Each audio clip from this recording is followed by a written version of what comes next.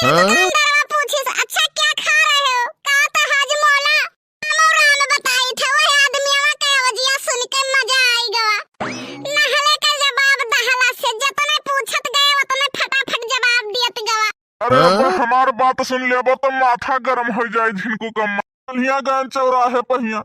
कहन दुकानदारवा से कमला पसंद है तब दुकानदारवा क्या कहत है नहीं भाई साहब हमें तो हमार घरवाली पसंद है बहुत घोर बेइज्जती की यहाँ एक जन का राख के जीना मरना लाग है बाने मरे पियावे पोके वाली हाल है हम तो खाए वाला कमला पसंद मांगे नहा उस सार हमें उल्टे समझाई दी इसका अर्थ नहीं हमें तो हमार बीबी पसंद ही तो हमें कहा दूसर के बीबी पसंद ही जवन माटी मकुअल ही वो है कामे आई।